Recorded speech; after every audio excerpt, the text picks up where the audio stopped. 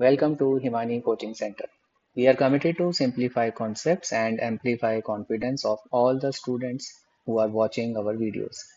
Students, आज हम करेंगे class 10 CBSE exercise 1.2 of NCERT chapter की ओर. सो पहले let us understand some concepts. Okay, so हम पहले समझेंगे कुछ कॉन्सेप्ट्स. मैंने जो इससे पहले वीडियो बनाया है एक्सरसाइज 1.1 का, अगर आपने वो नहीं देखा है, the link is given in the description. Do watch that video as well. Okay, just give me a second. Yeah so now let us start. So हमने जैसे लास्ट वीडियो में डिस्कस किया था, how do we define a rational number. A rational number can be defined as any number in the form of p by q where p and q are co-prime integers. Okay, p and q are co-prime integers. What does that mean? Co-prime means p and q have only one as a common factor. Okay, so that is the meaning of p by q and p and q are co-prime. And दूसरा हम चीज कहते हैं भाई q is not equal to zero, क्योंकि any number, any fraction with denominator as zero cannot be a real number and hence cannot be a rational number. Now, अब हम इस बात को थोड़ा समझते हैं. लेट अस से आई गिव यू 25 अपॉन 36. अब 25 के फैक्टर्स क्या हैं भाई? 5 times 5 times 1 because 1 is a factor of every number. और इधर हमें मिल रहा है भाई 2 स्क्वायर इंटू 3 स्क्वायर इंटू 1. तो हम देख रहे हैं कि only 1 is a common factor. So 25 and 36 they are in the simplest form. This rational number is in simplest form. So this is what is called co-prime. Okay, but यही number अगर मैं आपको 25 by 50 दे दूं तो so then you know that factors are common. So 5 into 5 और यहाँ पे हमारे पास क्या है भाई 5 into 5 into 2. So 5 and 5 cut, 5 and 5 cut. So it is 1 by 2. So this is not co-prime. That is first thing we have to remember, that whenever we talk about rational number, जब भी हम rational number की बात करेंगे, हम कह रहे हैं कि p and q are co-prime integers. ये बहुत important है. Now इसके बाद हम चलते हैं एक अगली थ्योरम की तरफ, जो कि बहुत बेसिक थ्योरम है बट हम बहुत अप्लाई करते हैं. सो मैं आपको देता हूँ एक नंबर, लेटर से 36. ओके, अब 36 के अगर मुझे फैक्टर्स करने हैं तो क्या होगा? वो 2 square into 3 square. Okay, so what are the prime factors of 36? हम क्या ढूंढ रहे हैं? Prime factors. So 2 and 3 are prime factors of 36. इसका मतलब क्या हुआ? 36 डिवाइडेड बाय 2 gives me 18. हम कहेंगे 2 divides 36 and 3 also divides 36. अब अगर हम स्क्वायर रूट करें 36 का, सो हम कर रहे हैं square root on both sides, so हमको क्या मिलेगा इधर? That 6 equals 2 times 3. So square root of 36 is 6 and we are finding that 2 and 3 both divide 6 as well. And that is the theorem. Theorem क्या कहती है? Theorem कहती है if a divides p square, then a will divide p as well. Okay, अब हम theorem को लिख देते हैं. Theorem says if a, which can be any number, divides p square, then a divides p as well. So ये एक हमारी theorem है. ओके, अब जब हम कहते हैं भाई 2 divides 10, सो क्या मैं लिख सकता हूँ कि भाई 10 equals 2 times 5. अब अगर मैं कहूँ 2 divides 18, so can I write 18 equals 2 times 9. सो हम ये देखिए, अगर मैं 24 भी लिख देता हूँ तो आप लिख सकते हैं 2 times 12. सो इसमें सब में जो भी नंबर 2 से डिविजिबल हैं, they can be written as 2 into something and that something let us say is k. So now this k can be 5, 1, 2, 7, whatever, 100, 2000. So when we say that 2 divides p, so हम कह सकते हैं that p equals 2k. Okay, ये हमको एक theorem जो हमने ये करी और उसके बाद हम जो डिविजिबल है उसको कैसे एक्सप्रेस करते हैं ये हमने सीखा। ठीक है, now let us understand and I mean keep these theorems in mind, and let us go to the first question of exercise 1.2, which says prove that root 5 is irrational.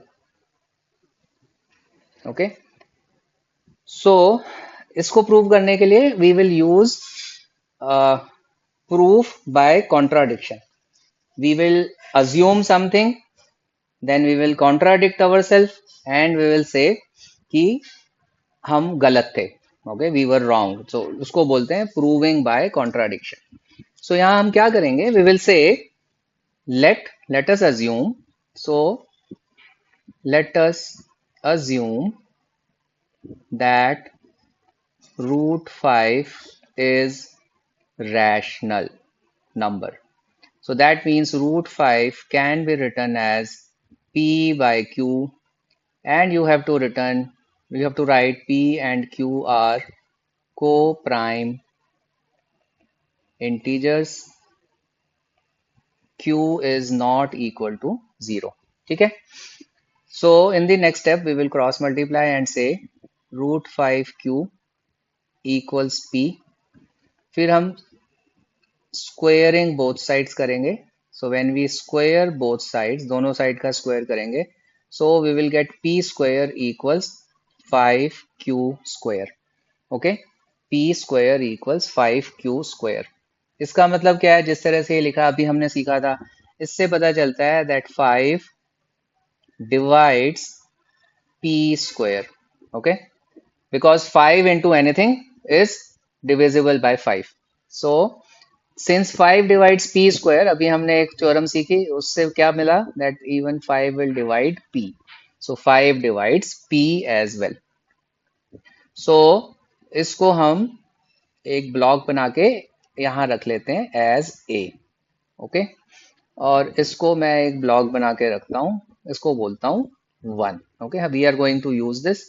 Students, जो process हम कर रहे हैं to prove root 5 as irrational, same process is applicable to any of such kind of question. आपको दिया जाए root 2 is irrational, root 3, root 7, root 13, it will remain the same.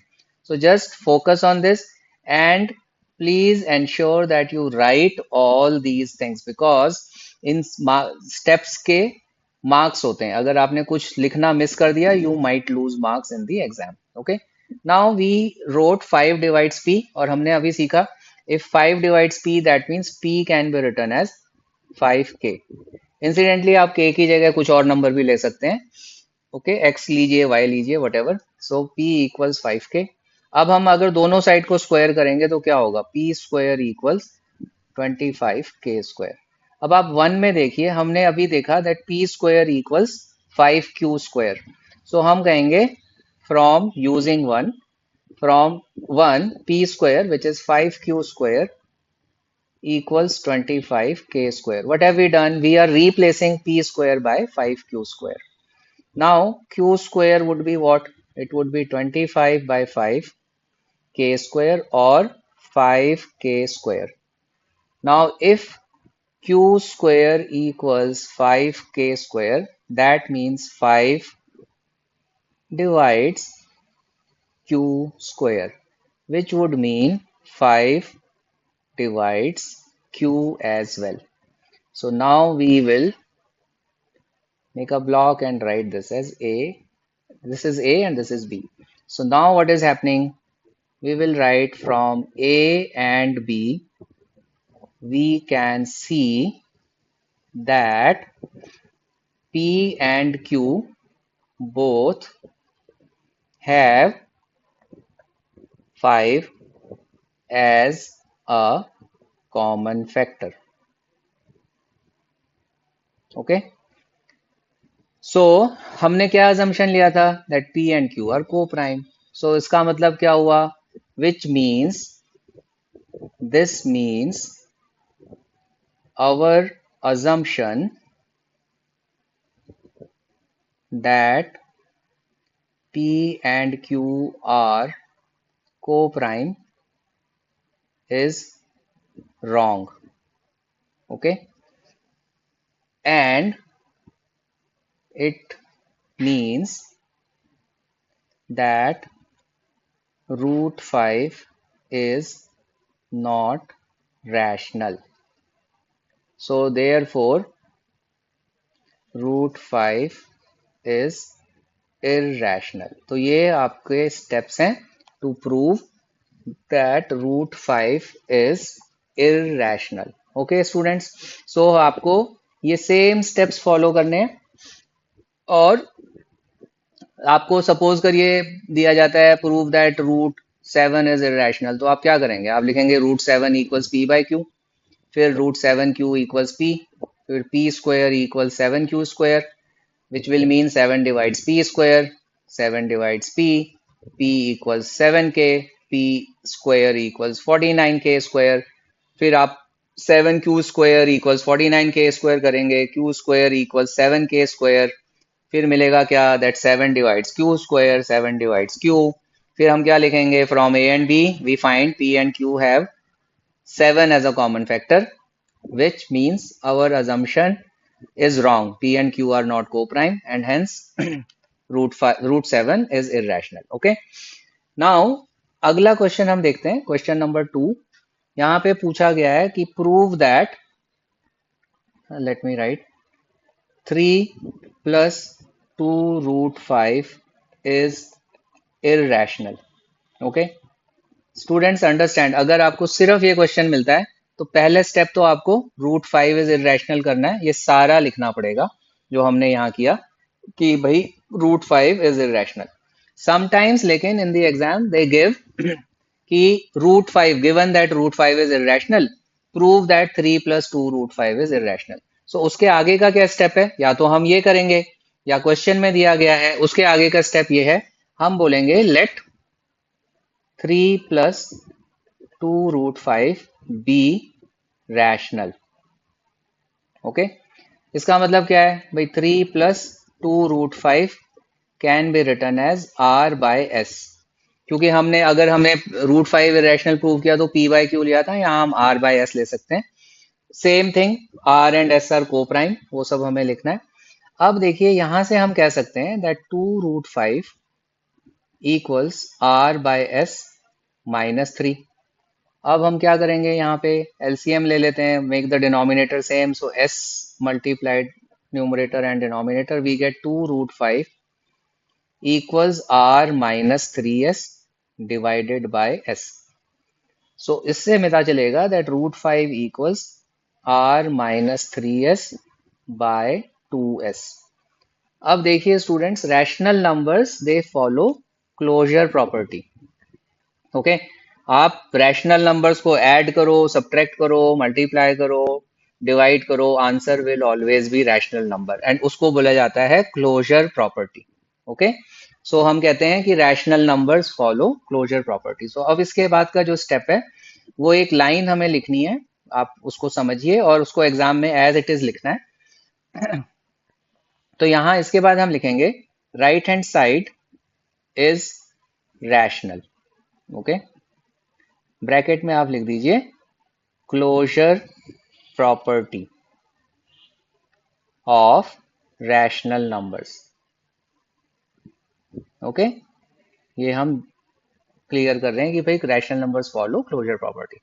सो इसका मतलब क्या होगा, then it will mean, so we will say it means root 5 is rational, क्योंकि root 5 उसके equal है, but we know that root 5 is irrational. ठीक है, या तो हमने पीछे प्रूव कर दिया या गिवन है, so therefore our assumption is wrong, hence 3 plus 2 root 5 is irrational. Okay, so this is how we solve this question. ठीक है स्टूडेंट्स, अगर आप पहली बार हमारा चैनल देख रहे हैं, so you are requested to subscribe to the channel. Press the bell icon so that you get regular updates on the videos which we are making. Also, if you like what we are uh, doing here, please press the like button. Do share the video with your friends. एक एक students अगर अपने 10-10 friends के साथ भी share करेगा तो जो हम काम कर रहे हैं हमें उसको करते रहने की और प्रोत्साहन मिलेगा. We will be motivated to create more videos to help the students. So one student sharing with 10 friends, so if you just can do this, it will help us a lot. Okay. अब हम बढ़ते हैं अपने अगले question की ओर. अगला question है question number 3. यहां बोला गया है कि prove that 1/√2 is irrational. Okay. So again, अगर सिर्फ यही क्वेश्चन है तो सबसे पहले तो आपको √2 को इररेशनल प्रूव करना होगा. आप वापस जाइए, फर्स्ट स्टेप जो मैंने सिखाया है उस तरह से करिए, या क्वेश्चन में दिया गया होगा कि √2 इज इररेशनल, तो उसके आगे का क्या स्टेप है वो हम करते हैं. सो हम कहेंगे लेट 1/√2 बी रैशनल. अब हम ये अज्यूम करके अपने आप को कॉन्ट्राडिक्ट करेंगे. तो इसका मतलब क्या होगा कि 1/√2 can be written as p by q. Okay, और r by s, क्योंकि हम p by q ऑलरेडी ले चुके होंगे. So let us do r by s. Okay, r and s are coprime, s not equal to 0. So अब अगर हम इसको रेसिप्रोकेट करेंगे, so if you reciprocate both sides, okay, so you will get √2 equals s by r. okay, now देखिए यहां हमने क्या बोला था, हमने बोला था s is not equal to 0. इसका मतलब r तो 0 हो सकता है. ठीक है. सो अब यहां से दो केस बनेंगे. हम कहेंगे case 1, if r is equal to 0 then RHS is not real. Therefore, √2 is also not real. So हम क्या बोल रहे हैं कि भाई हमारी assumption ही wrong है. So √2 is irrational. अब केस 2 लेते हैं. केस 2 में क्या होगा, we will say that RHS, अगर R 0 नहीं है, ठीक है, then RHS is rational, क्योंकि reciprocal of a rational number would be a rational number अगर R 0 नहीं है. So if RHS is rational, तो it means √2 is rational. Okay. फिर हम बोलेंगे but we know that √2 is irrational. Okay, क्योंकि वो हमें दिया हुआ है. So if √2 is irrational, so that means हमारी जो assumption है वो गलत है, and hence 1/√2 is irrational. Okay. Now let us go to, okay, let me erase this. I will need space. And students, let me advise you to practice these questions many times, because ये लगते बहुत आसान है, but when you do in the exam you forget to write some steps and lose marks. Okay, and these are very easy questions, so you should not be losing marks here. So practice करिए and get it right. Now the second part of the third question says prove that 7√5 is irrational. Again, agar if this is the question, what will we do? We will prove first √5 is irrational and come back and then do the next step.